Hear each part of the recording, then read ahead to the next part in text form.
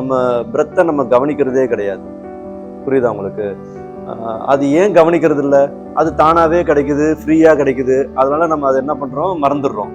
ஆனா இந்த பிரெத் நின்று போச்சு அப்படின்னா இந்த பாடியோட ஃபங்க்ஷனே நின்று போயிடும். நம்மளோட அவ்வளவுதான், இது டெட் பாடி ஆயிரும். ஸோ அப்போ அந்த அளவுக்கு ஒரு இம்பார்ட்டண்ட்டான ஒரு எலிமெண்ட் தான் நம்ம பிரெத்.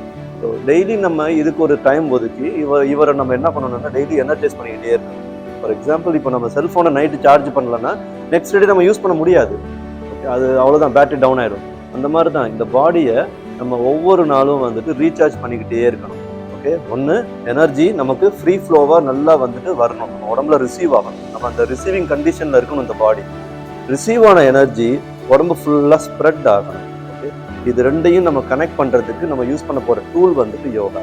ஏன் அப்படின்னா அந்த யோகாங்கிற ஒரு டூல் தான் வந்துட்டு பிரெத்தை முதன்மையாக வச்சு ஒர்க் பண்ணக்கூடிய ஒரு பயிற்சி. பிரெத்தை வச்சு தான் நம்ம டீல் பண்ணுவோம். பிரெத் இல்லாமல் நம்ம எந்த ஒரு ஆக்ஷனும் பண்ணியிருக்க மாட்டோம். அண்ட் நம்ம இப்போ பண்ணதெல்லாம் பாருங்க, ரொம்ப சிம்பிள் ஆசனாஸ், ஒன்றும் பெரிய காம்ப்ளிகேட்டடே கிடையாது.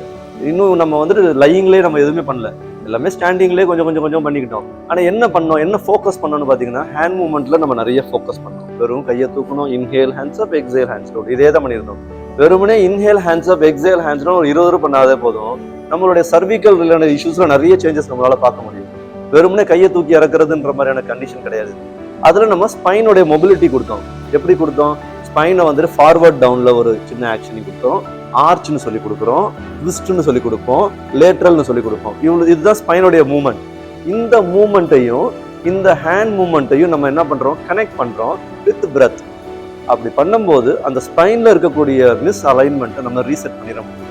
எவ்ரிடே உங்களுடைய ஆக்குபேஷன்னால நீங்க பண்ணக்கூடிய டிஸ்க் ப்ரொலாப்ஸா இருக்கட்டும், அது டிஸ்க்ல வந்து பல்ஜா இருக்கட்டும், இது மாதிரியான ஸ்பைன் வந்துட்டு ஒரு மிஸ் அலைன்மெண்ட்டை நீங்க எவ்ரிடே வந்துட்டு இது மாதிரியான ஒரு சின்ன ப்ராக்டிஸை பண்ணோம்னா அதை ரீசெட் பண்ணிக்கலாம். ரீசெட் பண்ணிட்டீங்கன்னா நீங்க ஒரு ஆரோக்கிய குறைபாடுன்னு சொல்லி, ஒரு இல்னஸ்ன்னு சொல்லி எங்கேயுமே நீங்க போகவே தேவையில்லை.